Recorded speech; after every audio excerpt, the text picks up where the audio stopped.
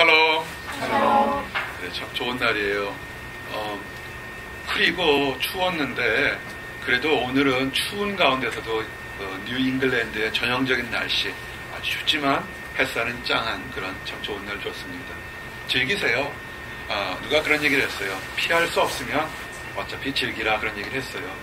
우리가 이 뉴 잉글랜드 날씨를 갑자기 덥게 할 수는 없다면 이 추운 날 오히려 건강하게 즐기길 원합니다. 오늘 주제는 한번 따라하세요. 하나님의 감동으로 된 성경. 하나님의 감동으로 된 성경. 네, 오늘 여러분들과 은혜 받고 도전받을 얘기들은 성경, 더 우리가 편히 쓰는 말씀에 대한 얘기입니다. 그래서 하나님의 말씀, 성경에 대한 얘기를 원합니다. 우리가 자동차를 여러분들 모십니까? 이게 한국에서 바로 온 사람이 미국에서 차를 몰게 되면 가끔 화들짝 놀라는 일이 있어요. 한국에서는 이렇게 차들이 서로 갈 때 앞에 차가 번쩍번쩍하면 하이빔을 켜게 되면 내가 갈 테니까 당신이 양보하십시오, 이런 뜻으로 보통 운전을 합니다. 근데 미국에서는 반대죠. 앞차가 번쩍번쩍 그러면 내가 양보할 테니까 당신이 가십시오, 이런 얘기입니다. 그러니까 만약에 미국에서 늘 운전하던 사람이 한국에서 앞차가 번쩍번쩍 하니까 양보한다고 하고 딱 들어가게 되면 사고가 날 확률이 굉장히 높습니다. 참 신기하죠. 똑같은 건데도 그 환경, 문화의 상태가 약간 다릅니다. 개와 고양이가 서로 앙숙인 거 아세요? 꼭 그렇지는 않아요. 한국 사람들이나 일부 사람들은 개와 고양이가 앙숙이다 그러는데 개와 고양이가 사실 되게 친해요. 같이 키우면. 근데 개와 고양이가 서로 싸우는 이유가 있어요. 이유가 뭐냐면 강아지는 친하다면 꼬리를 막 흔들어요. 이렇게 세워서. 근데 고양이에게는 그 꼬리를 흔드는 것은 나는 너를 싫어해? 나와 한번 붙어볼래? 이런 싸움이 된다고요. 그러니까 똑같은 것에도 서로 싸움이 다르다고요. 재밌는 것은 스웨덴의 한 동물학자가 이런 얘기를 했어요. 강아지를 보고 이빨을 드러내서 웃지 마십시오, 이런 얘기를 했어요. 왜? 우리 사람들이 환하게 웃으면, 저를 보세요. 환하게 웃으면 통상적으로 아픈 마음도 환해요. 어떤 사람들은 웃는데 눈을 안 웃고 있는 사람도 있어요. 근데 환하게 이를 보이면서 웃으면 호감을 가지고 저 사람이 나에게 선한 뜻을 가지고 있는 것보다, 보통 이렇게 생각한다고요. 근데 그 강아지는 사람이 이빨을 이렇게 보이면서 웃으면 기분이 상한대요. 나는 잘 몰라요. 동물학적 얘기예요. 왜 그러냐면 강아지 입장에서 이빨을 보이는 것은 공격을 할 수 있는 그런 상징으로 보인대요. 그러니까 강아지 세계를 이해하지 못하고 사람 세계에서 자기 생각대로 이렇게 표현하게 되면 오히려 불편한 관계가 있다고요. 남녀간의 관계도 그렇죠. 나는 좋아한다고 열심히 내 감정만 표현하면 오히려 상대방에게 불쾌함 가질 수 있다고요. 참 이런 식으로 정말 동네마다, 사람마다, 또는 어떤 사람과 환경마다 선한 뜻으로 얘기하는데 가치가 다 달라서 때로는 어떻게 해야 될지 모를 때 이렇게 혼동이 올 때가 많다고요. 그리고 지금 여러분이 누리고 그 당연한 거 아니야 하는 것들의 그런 인생관의 가치관이 20년 전에 절대로 불가한 것들이 굉장히 많았어요. 20년 전이 아니라 지난 2000년 동안 말도 안 된다 하는 것들이 요새는 그럴 수도 있는가 보다 하는 식으로 많이 변했다고요. 또 앞으로 여러분이 내 나이 때가 되게 되면 그것 또한 또 같이 변할 것이 수없이 많을 거라고요. 그러면 과연 여러분들은 우리가 저산지를 내게 주소서라는 목표를 가지고 사는데 그것이 앞으로 20년에 변화되게 되면 굉장히 황당한 일들이 많이 생길 거 아닙니까? 과연 어떻게 무엇을 가지고 살아가야 되느냐 하는 것이 우리에게 도전이 될 겁니다. 우리 유명한 경제학자님 앞으로 미래에 현재도 그렇지만 하고 있는데 지금 세상을 변화시킬 경제학 이론이 앞으로 20년 후에도 어떻게 될지 참 궁금해요. 사실 학자들은 지금 옳다고 주장하는 것이 20년, 40년 후에는 맞을 수도 있고 조금 틀릴 수도 있고 심각하게 틀릴 수도 있는 거 아닙니까? 그래서 우리가 살아갈 때 그럼 우리가 뭔가 세우겠지만 뭔가 흔들리지 않는 기초가 있어야 되지 않을까 했을 때 성경은 여기에 대한 해답을 이렇게 제공하고 있습니다. 마태복음 24장 35절에 보니까 마태복음 24장 35절에 보니까 천지는 없어질지언정 내 말은 없어지지 아니하리라. 아멘. 참 광활한 얘기예요. 정말 하나님을 알지 못하는 사람들에게서는 어찌 이렇게 정말 엄청난 얘기를 할 수 있을까 할 정도로 진리를 딱 했다고요. 세상은 다 없어지고 변화된다 할지라도 하나님의 말씀은 변화되지 않는다. 여기에 그러면 인생을 어떻게 살아갈지에 대한 그런 그 기본 아이디어를 찾을 수 있다고. 그렇구나. 그러면 세상이 아무리 변한다 할지라도 나는 변하지 않는 세상의 모든 것의 진리가 되는 하나님 말씀에서 나의 삶을 뭔가 찾아보면 되지 않겠구나 이렇게 생각할 수 있는 것입니다. 그런데 또 성경은 뭐라고 했냐면 그것이 그 변화되지 않는 것이 사람의 삶의 올바른 기준, 가치관이 된다 이렇게 돼 있어요. 잠언 6장 23절에 보니까 대저 명령은 등불이요 법은 빛이요 훈계의 책망은 곧 생명의 길이라. 아멘. 말씀이 인생의 등불이 되고 빛이 되고 사람에게 생명의 길을 간다 이렇게 요약이 되어 있는 겁니다. 아 그렇구나. 그러면 지혜로운 사람, 정말 올바르게 살려는 사람은 뭐냐면 그럼 말씀을 바라보고 생각하면 내 인생의 기준이 되겠구나 이렇게 판단이 되는 것입니다. 여러분이 어떤 것 중요한 문제가 있을 때 내 판단이나 경험이나 주변 사람들 말씀보다는 변하지 않는 하나님 말씀, 하나님은 지금 뭐라고 했을까라고 이렇게 생각하시길 바랍니다. 그것이 오늘 우리의 주제예요. 디모데후서 3장 16절 말씀처럼 모든 성경은 하나님의 감동으로 된 것으로 교훈과 책망과 바르게 함과 의로 교육하기에 유익하니. 아멘. 그러니까 이제는 그러면 여러분이 어떤 고민하는 문제들이라든지 어려워하는 문제, 답답해하는 문제를 어디서 찾으면 되냐면 하나님의 말씀을 통해서 찾기를 원합니다. 이 말씀을 얻을 때 하나의 방법은 뭐냐면 그냥 이렇게 말씀을 얻기 위해서 조용히 묵상하시고 기도하시면서 말씀을 보세요. 그러면 어느 순간에 이렇게 하나님의 말씀이 여러분에게 온다고요. 그래서 찾길 바랍니다. 좀 더 이해를 돕기 위해서 말씀이 무엇인지를 좀 설명하면 말씀이 그냥 우리가 있는 어떤 요새 쏟아져 나오는 대중서적처럼 그냥 기록되는 것이 아니라 이 말씀은 아주 오래전부터 있었어요. 언제부터 있었냐면 요한일서 1장 3절에 보면 태초부터 천지가 창조되었을 때부터 말씀이 있었다고 기록됩니다. 요한복음 1장 1절부터 3절에 이렇게 기록되어 있습니다. 태초에 말씀이 계시니라. 이 말씀이 하나님과 함께 계셨으니 이 말씀은 곧 하나님이시니라. 그가 태초에 하나님과 함께 계셨고 만물이 그로 말미암아 지은 바 되었으니 지은 것이 하나도 그가 없이는 된 것이 없느니라. 아멘. 우리 천지 창조할 때 창세기를 이렇게 보게 되면 하나님이 세상을 창조했을 때 보게 되면 하나님이 혼자 만들었으면 단수일 텐데 영어 성경을 보게 되면 또는 한국말에 우리라는 복수로 되어 있습니다. 하나님이 천지를 창조할 때 그 천지 창조하는 능력이 뭐냐면 말씀이에요. 하나님께서 말씀으로 빛이 있어야 그 말씀, 그 능력이 하나님과 같이 있었다고요. 그 다음에 성령의 빛이, 성령의 신이 수면에 운행할 때 성령도 천지 창조할 때 하나 있었어요. 그러니까 성자 하나님, 성부 하나님, 성령 하나님이 복수로 함께 있었다고요. 그때 말씀으로 있었던 하나님이, 그 하나님이 이 땅에 인간의 모습으로 오신 것이, 그것이 우리가 기록된 성경인 것입니다. 성경은 요한복음 1장 11절에 보니까 자기 땅에 오매 이렇게 돼 있어요. 자기 땅에 오매. 근데 그 참 신기한 거예요.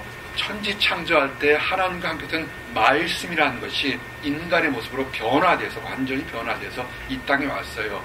그래서 이 땅에 오니까 두 가지 종류가 있습니다. 그것을 영접하는 사람이 있고, 아, 그건 사실이다, 이렇게 믿는 사람이 있고, 그럴 리가 없어 하고 믿지 않는 사람이 두 가지가 있어요. 거기에 대해서도 이미 성경은 이렇게 기록되어 있습니다. 요한복음 1장 11절에서 12절에 자기 땅에 오매 자기 백성이 영접하지 아니하였으나 영접하는 자 곧 그 이름을 믿는 자들에게는 하나님의 자녀가 되는 권세를 주셨으니. 아멘. 말씀을 잘 보세요. 예수님께서 이 땅에, 여기 성경은 자기 땅에 오매 오셨다고 그랬지 나셨다고 그러지 않았다고요. 오셨다는 것은 뭐냐면, 이것은 뭐냐면 예수님께서 이 땅에 대화자로, 변호자로, 중보자로, 구원자로, 왕으로, 역할로서 이 땅에 오신 것을 얘기하는 것입니다. 왜 오셨을까요? 예수님께서 이 땅에 나신 것이나 오신 것은 뭐냐면, 이것은 뭐냐면 예전에는 사람들이 하나님과 이렇게 나와 여러분이 얼굴을 마주보면서 얘기하는 것처럼 대화가 가능했습니다. 우리 연교장에 보면 늘 웃음이 막 나요. 늘 밝은 웃음이에요. 경석이 듬직하죠, 그죠? 하여튼 좋아요. 하여튼 한국 갔다 빨리 와요. 보스턴이 허전할 것 같아. 지구가 빨리 돌 것 같아, 그죠? 경석이 절로 가서, 축이 절로 가서, 그죠? 그래요. 우리가 이렇게 좋은 사람이 있으면 웃고 얘기하고, 이게 대화라고요. 교제라고요. 근데 처음에는 우리가 창세기를 봐도 그렇고, 하나님과 사람이 이렇게 나 힘들어요, 나 좋아요, 나 사랑스러워요, 나 기뻐요, 얘기가 됐어요. 근데 어느 순간에 하나님과 사람과의 관계가 딱 끊어졌다고요. 왜 끊어졌습니까? 성경은 뭐라냐면, 하나님이 의도적으로, 사람이 의도적으로 하나님께 지은 죄 문제 때문에 단절이 되었다고요. 그렇죠. 우리가 사람과의 관계에서도 상대방이 속이거나 뭔가 무시하거나 뭔가 죄 같은 행동을 하게 되면 그 사람과의 관계가 이렇게 멀어지잖아요. 하나님도 마찬가지예요. 사람이 죄를 졌기 때문에 관계가 단절됐다고요. 그래서 사람은 살아있지만 하나님과의 관계가 단절된, 영적으로는 죽는 상태, 대화가 단절된 상태가 있다고요. 그러면 이제 어떻게 하겠습니까? 하나님과 사람과의 관계는 서로 얘기하고 싶어 하시더라고. 창세기 때 뭐냐면 보시기에 좋았다라 할 정도로 하나님은 사람과 대화를 하기로 했는데 마치 수도관에 불순물 딱 껴있는 것이 막혀서 흘리지 못하는 그런 단계가 됐다고요. 그럼 어떻게 대화가 되냐면 두 가지 방법일 겁니다. 인간이 하나님처럼 거룩해져서, 완전히 거룩해져서 신적인 존재가 되면 서로 신의 입장에 대자가 되거나, 아니면 신 하나님이 인간처럼 낮춰서 인간의 모습으로 인간의 눈높이에 맞추는 방법이 돼야 되는데, 이리 보고 저리 봐도, 사람의 모습을 봐도 사람의 마음속에 정한 것이 없다는 것을 우리도 알고 당신들도 알고 사람들도 안다고요. 사람의 힘으로는 하나님과 대화할 수 만큼 선한 것이 그 앞에 없다는 것이 드러났습니다. 이것은 인류의 역사를 통해서 수없이 드러난 것입니다.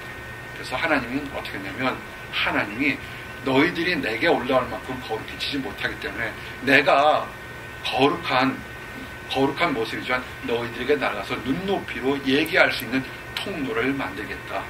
이것이 뭐냐면 그 말씀이 인간의 모습으로 이 땅에 내려오셔서 하나님과 사람 사이에 대화할 수 있는 통로, 채널, 다리를 만들어 놓으신 것입니다.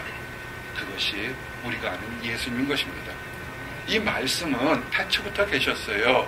태초부터 있으면서 잠언에도, 이게 신약에만 있는 것이 아니라 잠언에도, 여호와께서 잠언 8장 21절에서 22절에 보니까 여호와께서 그 조화의 시작 곧 태초에 일하시기 전에 나를 가지셨으며 만세 전부터, 태초부터, 땅이 생기기 전부터 내가 세움을 받았나니.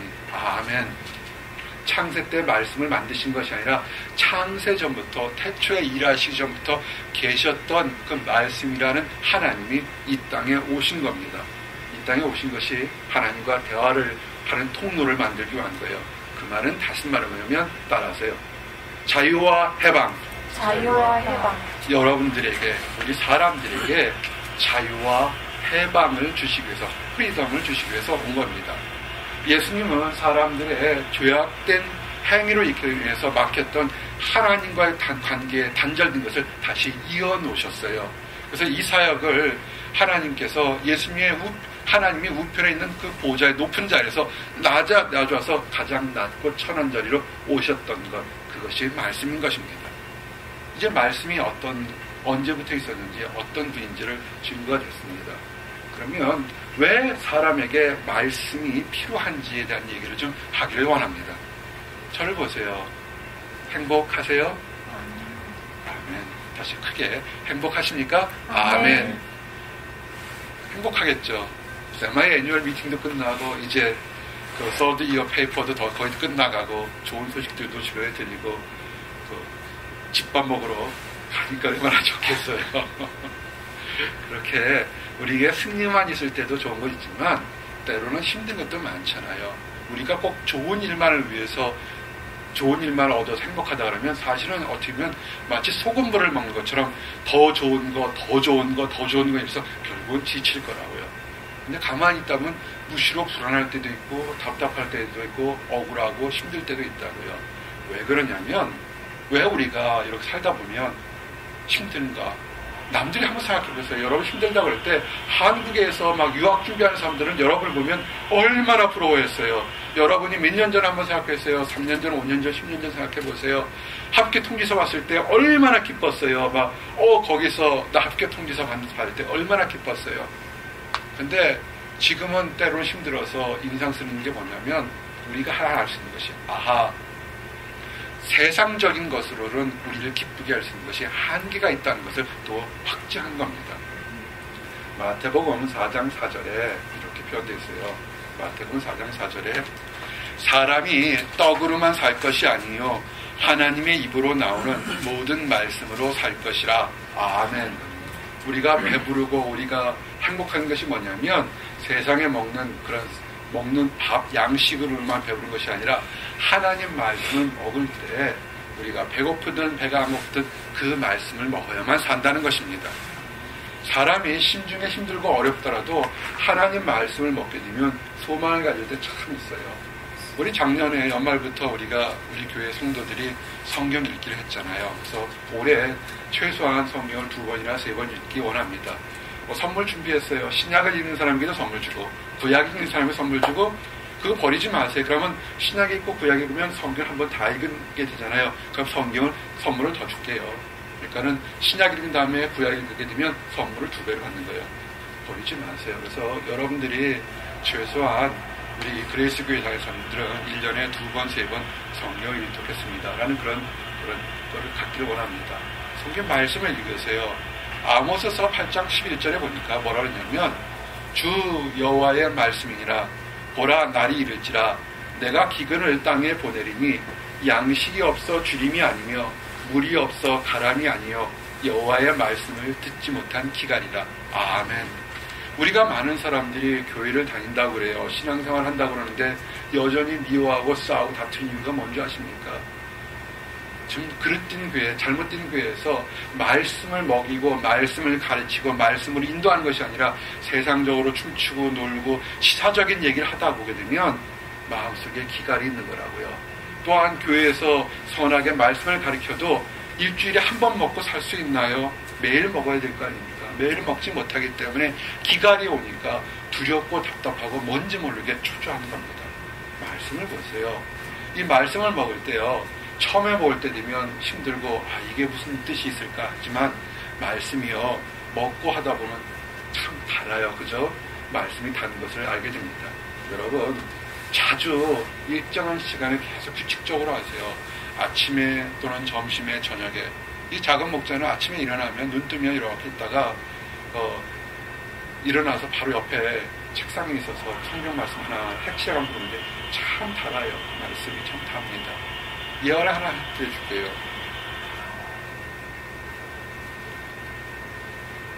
어떤 청년이 있었어요. 청년이 있는데 이렇게 보다가 자기 마음속에 드는 자매가 있었어요. 너무 마음에 들어서 결혼하고 싶은데 말을 못하는 거예요. 부끄러운 일이 있어서. 그래서 어떻게 하면 저 자매에게 내 속마음을 얘기할까 막 고민하다가 친구에게 얘기했어요. 어떻게 하면 내 저 자매에게 이 뜨거운 마음을, 내 사랑하는 마음을 전해줄까. 그러니까 친구가 뭐라고 하냐면 너무 너는 소심하고 말 표현을 못하니까 걱정하지 말고 너의 사랑을 담긴 얘기를 편지를 써서 이렇게 전하면 되지 않겠냐. 네가 힘들면 내가 전해줄게. 그래서 전해주는 거예요. 그래서 매일같이 아주 열정적으로 편지를 썼어요. 지금도 연애 편지는 통합니다. 따뜻하게 편지도 써서 보내주세요. 얼마나 따뜻한지 몰라요. 작은 목자도요. 연애할 때 쓴 편지 지금 갑옷처럼 하나도 버리지 않고 그대로 있어요. 그때는 그냥 습관적으로 모으는 걸 좋아했는데 벌써 30년 가까이 됐잖아요. 이제 우리 딸이 봐요. 이렇게 그거를. 참 재밌어요. 편지를 보세요. 할 줄 믿습니다. 왜 그러면 안 할까? 카카오톡 시험 것 같아요. 편지 보내세요. 하루 보내고 이틀 보내고 3일 보내고 몇 달 후에 그 자매가 결혼을 했어요. 그 열정적인 편지가 통했어요. 근데 누구하고 결혼했냐면 편지를 전달한 청년하고 결혼했어요. 우스갯소리예요. 근데 사실은 굉장히 도전되는 얘기입니다. 자주 보는 것, 자주 대하는 것에서 대화가 통하고 인연이 맺어지기 시작하는 것이에요. 마찬가지예요. 우리가 하나님 말씀도 자주 보세요. 여호수아 1장 8절에 이렇게 돼 있지 않습니까? 이 율법책을 내 입에서 떠나지 말게 하며 주야로 그것을 묵상하여 그 가운데 기록한 대로 다 지켜 행하라. 아멘. 이스라엘 백성들에게 했던 게 뭐냐면 자주 많이 여러분 말씀에서 말씀을 읽으라고 읽고 묵상하라고 했습니다. 여호수아 1장 8절에 네 입에서 떠나지 말게 하며 나는 우리 영교자매한테 감사하다는 일을 참 여러 번 하고 싶을 때가 있어요. 찬양곡 부르는 거, 이산지를 내기 위해서 이 찬양이지만 사실은 요새 복음성가나 많은 찬양들이 사실은 하나님 말씀에다 곡을 붙였잖아요. 마치 다윗이 시편에 곡을 붙인 것처럼. 그래서 저걸 흥얼흥얼하면 사실 그게 하나님 말씀이거든요. 그리고 또 내가 좋아하는 말씀을 하다 보면 힘들고 어려운 거 참 많죠. 왜 없겠습니까? 그죠? 그러다 어느 날 보면 그 말씀이 힘이 있어서 그거를 느끼게 됩니다. 여러분, 그 말씀을 읽으시기 바랍니다. 말씀을 읽지 않은 사람들이 있어요. 한번 주변의 사람들 보세요. 교회를 오래 다녔다고 하는 사람들 중에서 이렇게 세상적인 가치관을 가지고 있는 사람들 보면 그들의 특징이 뭐냐면 전혀 말씀을 읽지를 않아요. 그냥 성경책을 장신용처럼 들고 다닌다고요. 이것을 미국에서는 그런 사람들을 뭐라 하냐면 그 농담 삼아서 거북이 교인 이렇게 해요. 터틀 크리스찬 그런다고요. 사람이 먹지 않고 얼마나 살 수 있을까요? 새는 아무것도 안 먹고 한 9일 정도 산다고 얘기를 합니다. 사람은 12일 정도라고 해요. 어떤 사람은 물만 먹고 40일. 근데 물 안 먹으면 며칠 못 살아요, 사실. 그렇죠? 그래서 그냥 사람은 한 10일 정도 산다고 그래요. 이 강아지는 안 먹고도 20일간 정도 버틸 수 있대요. 사람보다 한 2배 정도 된다고 합니다. 거북이는요, 500일을 먹지 않고 살 수 있다고 그래요.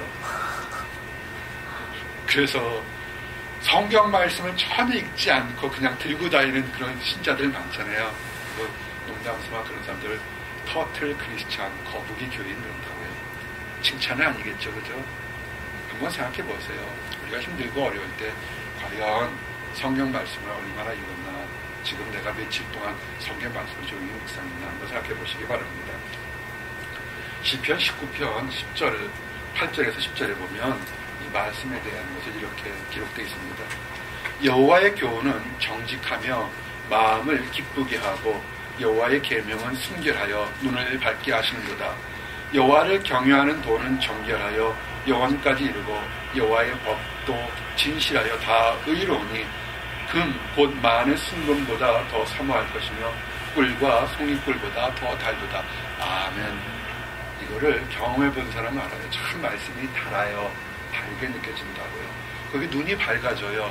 내가 어디로 갈지, 무엇을 해야 될지 내 고민할 때 말씀을 보고 있다면 어느 순간에 이렇게 환하게 하나님께 주시는 것을 알게 됩니다.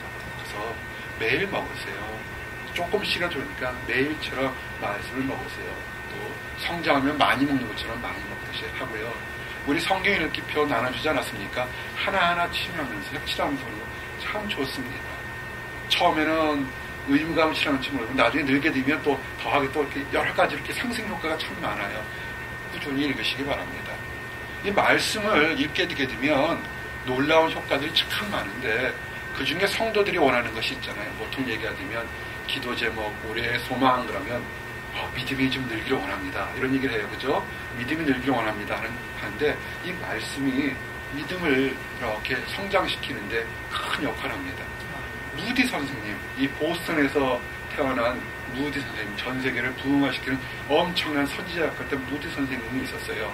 이 무디 선생님도 하나님께 내가 기도한 시간, 믿음을 좀 더 크게 달라고 얼마나 많은 시간 기도했는지 모른다고 이렇게 고백이 있어요. 대단하지 않겠어요? 큰 부흥사 역할을 하니까 해야 될 일들이 많으니까 얼마나 큰 믿음이 필요하겠습니까? 그래서 늘 무시로 그 믿음의 사람이 믿음을 더 달라고 하나님께 많이 기도했다는 겁니다. 근데 이 무디 목사님이 젊었을 때 생각하기에 그 믿음이라는 것이 마치 번개불처럼 마치 그냥 확 해서 확 늘어날 줄 알았는데 그런데 그렇게 수없이 기도해도 믿음은 그렇게 자라나지 않는다는 것을 발견한 것입니다. 근데 어느 날 이 무디 목사님이 말씀을 읽으면서 이렇게 있다가 로마서 10장 17절 보니까 그런즉 믿음은 들음에서 나며 들음은 하나님의 말씀으로 말미암느니라 하는 그 말씀을 보게 됐어요. 뭡니까? 믿음이 어디서 난다고요? 들음에서 나고 들음은 어디서 나냐면 하나님의 말씀에서 난다고요. 즉 믿음은 하나님의 말씀에서 난다는 것을 발견했다는 겁니다. 그래서 이제 무디 목사님이 그 성경을 붙잡고 믿음을 달라고 구했을 때 그가 믿음이 자라면서 우리가 아는 그 위대한 무디 목사님이 된 겁니다. 그냥 큰 소리 내서 방언 기도하거나 다른 소리치거나 그것도 좋겠지만 그러나 말씀을 잡고 말씀 안에서 믿음을 달라고 기도할 때 그것이 온전한 믿음이면서 그 믿음이 성장하는 것입니다. 그러면서 그렇게 성장하게 되면 이 생활하는데 사회생활하거나 대인관계에서도 성숙한 모습, 멋진 모습이 된다는 것이 증거되어 있어요. 디모데후서 3장 17절 오늘 말씀이 뭡니까? 이는 하나님의 사람으로 온전하게 하며 모든 선한 일을 행한 능력을 갖추게 하려 합니다. 아멘. 하나님의 사람이 누굽니까? 나와 여러분이라고요. 성도들에게 어떻게 온전하게 한다고요. 우리가 가끔 돌아서 보면 내가 왜 그랬을까? 내가 왜 이렇게 부족한 것들 참 그런 거 많잖아요. 말씀 안에서 생활할 때 말씀이 사람을 온전하게 하고 또한 파워, 능력을 준다는 것을 얘기했다고요. 결론은 뭡니까? 말씀을 잡기 바랍니다. 이 말씀이라는 것이 시편 기자도 기록한 것처럼 시편 12편 6절에 여호와의 말씀은 순결함이며 흙 도가니에 7번 단련한 은 같으다. 아멘. 말씀은 참 보면 볼수록요 정말 이리 봐도 저리 봐도 진리라고 생각처럼 딱딱 떨어지는 것이 너무나 많습니다. 세상적인 서적들이나 세상적인 지식 같은 경우는 10년 전 것을 지금 다시 보면 갸우뚱할 때가 참 많아요. 특히 생물학 같은 쪽에 첨단 쪽으로 무섭게 발달하는 것들은 정말 많이 변했어요. 내가 배웠던 생물학의 지식이 우리 샛별 이 박사님하고 할 때는 너무 많이 달라요. 너무 많이 변했어요. 그렇지만 하나님의 말씀은 연단해서 찌꺼기 다 제거한 그런 진정한 은 같은 금 같은 그런 모습들이 있다고요. 그래서 참 좋다고요. 그리고 이 말씀은 우리 청년의 특징이 뭡니까? 열정적이라는 것이에요. 다이내믹해요. 젊은 나이 먹은 사람들보다 굉장히 액티베이션이 잘 된다고요. 대신 또 문제가 뭐냐면 그러니까 실수도 한다는 거라고요. 근데 말씀이 뭐냐면 시편 119편 9절에 보니까 청년이 무엇으로 그 행실을 깨끗게 하리이까 주의 말씀을 따라 삼갈 것입니다. 아멘. 청년의 실수하는 것들 넘어지는 것도 뭐냐면 말씀에서 뭐라 그런지 내가 이것을 잡아야 될까 내가 이것을 행동해야 될까 내가 저리로 갈까 말씀이 뭐라는지 우선 말씀을 먼저 찾으라고요.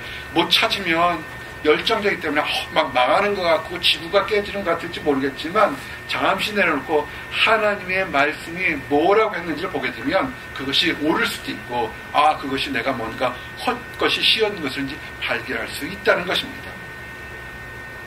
아까도 이 말씀이 꿀처럼 달다고 그랬는데 어떤 사람이 그러냐면 주야로 아침에 저녁에 말씀을 계속 묵상하게 되면 자기도 모르게 말씀이 묵상이 달게 느껴진 겁니다.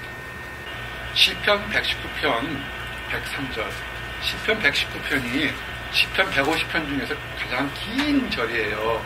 그 119편이 많은데 119편 103절에 보면 주의 말씀의 맛이 내게 어찌 그리 단지요 내 입에 꿀보다 더하나이다. 아멘. 맞아요. 정말 달아요.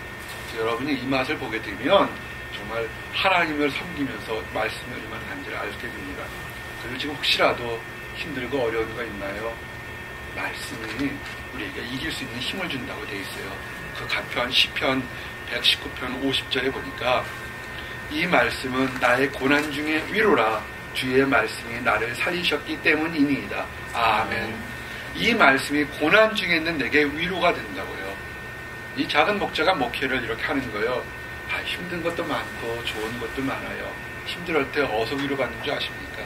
사람 보게 되면요 때로는 금방 이렇게 위로가 오지만 잘못하면 그 위로받으려고 바라본 사람들은 같이 넘어져서 더 힘들 때가 있다고요. 그런데 훈련받고 또 하나님 주신 은혜로 말씀만을 잡고 들으면 괜찮아요. 위로가 정말 오게 됩니다. 그리고 처음에는 위로받을 거야, 위로받아야지 막 이런다거나 어느 순간에는 그런 생각하지 않아도 이 뱃속부터 내면서 쭉 올라오는 깊은 마음의 평화가 있으면서 평안하다, 내가 평안하다 이런 것을 보게 됩니다. 자, 이제 그러면 우리가 중요한 것이 있다고요. 내게 인생의 길도 발견했고 마음의 평안도 얻었고 올바르게 교육들도 받고 내가 기쁨도 있다면 그럼 나만 하면 되느냐? 그건 아니겠죠. 나만 한 것이 아니라 내가 말씀을 통해서 무언가를 나누고 무엇을 원하는지도 하나님이 얘기하실 거라고요. 성경은 영생과 구원을 얻는 것이 말씀을 통해서 얻는 것이라고 했다고요. 그러면 우리도 영생과 구원을 얻으면서 또한 다른 사람들에게도 어떻게 영생과 구원을 얻는지를 알려줘야 되는 것이 우리의 책무이면서 우리의 특권이라고요. 성경은 이렇게 얘기했다고요. 요한복음 5장 39절에 영원히 살며 이터너티를 꿈꾸는 사람들에게 너희가 성경에서 영생을 얻는 줄 생각하고 성경을 연구하거니와 이 성경이 곧 내게 대하여 증언하는 것이니라. 아멘. 예수님께서 직접 영생, 이터너티를 얻기를 원하는 사람은 어디를 찾으라고요? 남편을 찾고 아내를 바라보고 직장을 바라보라고요? 그런 얘기하지 않았습니다. 성경을 묵상하라고 그랬다고요. 성경을 생각해서요. 성경을 묵상하게 되면 우리의 삶, 지금부터 영원한 삶에 대한 해답이 나온다고 했다고요. 우리가 보게 되면 하늘을 우러러서 한 점 부끄럼 없이 사는 사람도 있지만 또 말 못할 또는 안타까운 그런 것들이 과거에 있는 사람도 있습니다. 근데 이 성경은 부끄러운 잘못을 했던 사람이나 과거에 안타까운 일이 있던 사람에게도 깨끗하게 되는 방법과 위로를 얻는 방법도 함께 증거되어 있던 것을 아시게 됩니다. 로마서 10장 9절에서 11절에 보니까 내가 만일 내 입으로 예수를 주로 시인하며 또 하나님께서 그를 죽은 자 가운데서 살리신 것을 내 마음에 믿으면 구원을 받으리라. 사람이 마음으로 믿어 의에 이르고 입으로 시인하여 구원에 이르느니라. 성경에 이르되 누구든지 그를 믿는 자는 부끄러움을 당하지 아니하리라. 아멘.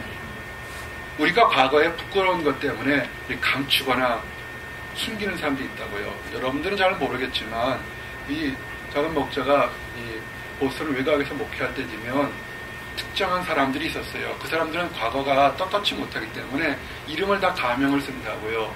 사람들 만나는 것도 굉장히 꺼리고 이렇게 해요. 그렇지만 사실은 하나 알아야 될 게 뭐냐면 과거가 어쨌든 간에 그 사람이 하나님 앞에서 새로 났다면 어떻게 해요? 새로운 피조물 이라고요. 우리의 모습에서 우리가 새롭게 당당하게 살아야 된다고요. 누가 혹시라도 너 과거에 옛날에 엉망으로 살았어 그럼 뭐라고 했습니까? 당당하게 내가 과거에 철없지만 예수님 만나서 새로워졌어.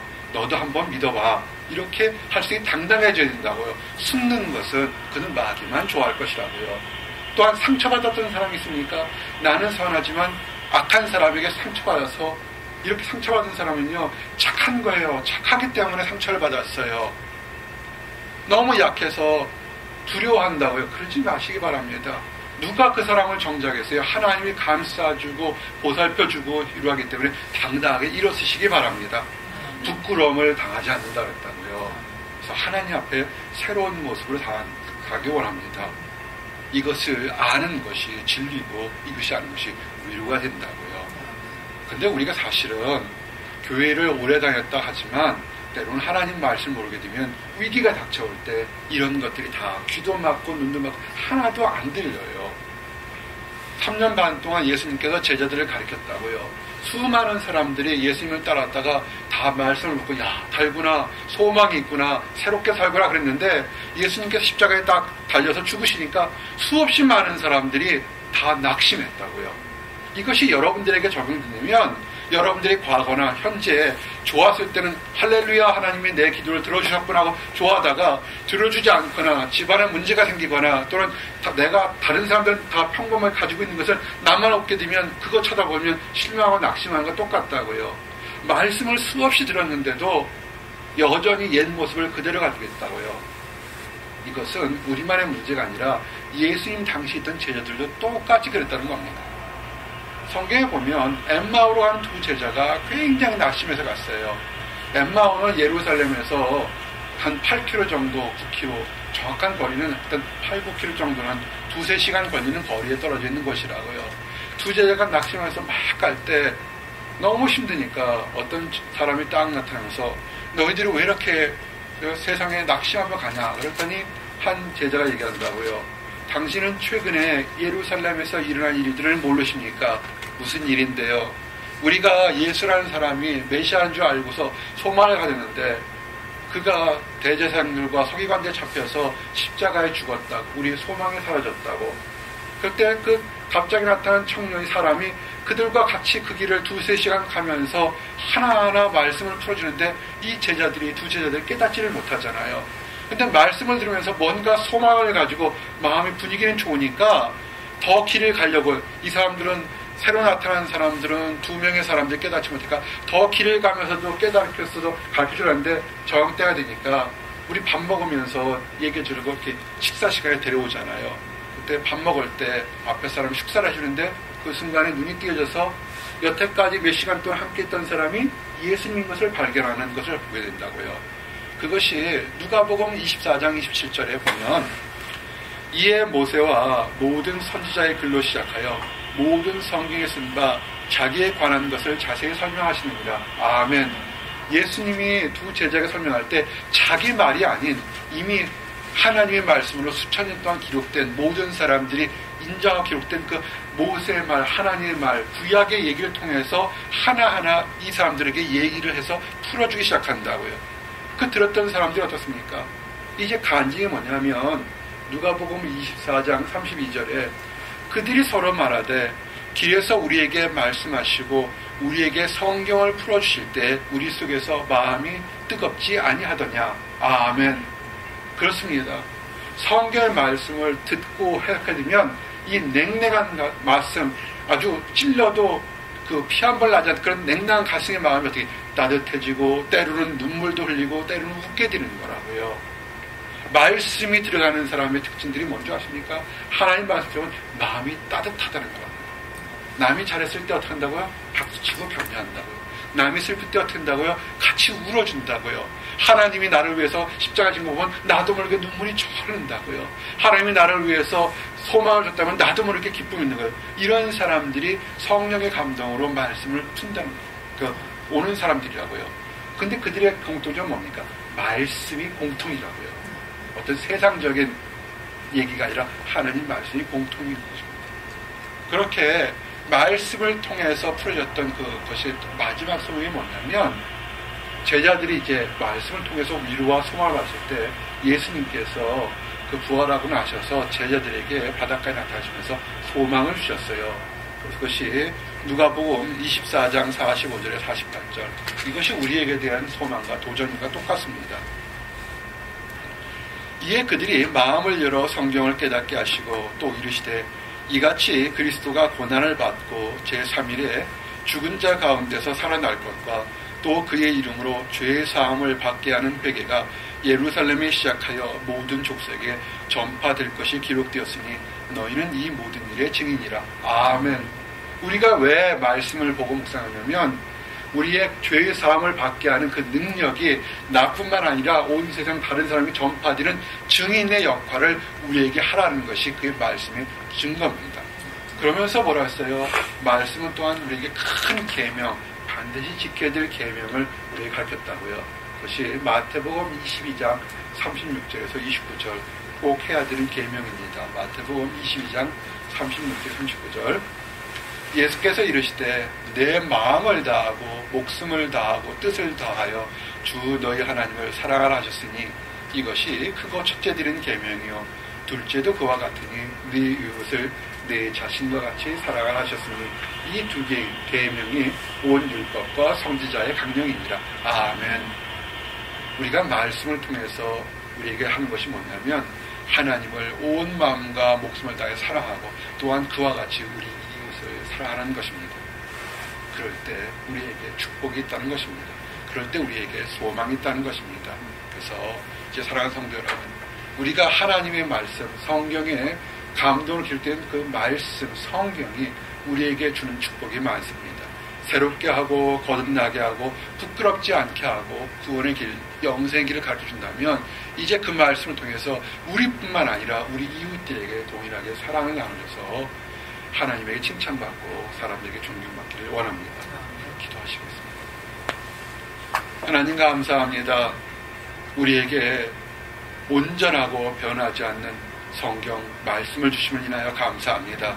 우리에게 말씀을 주시기 위해서 태초부터 계셨던 그 말씀이 인간의 모습으로 이 땅에 오심을 인하여 감사합니다.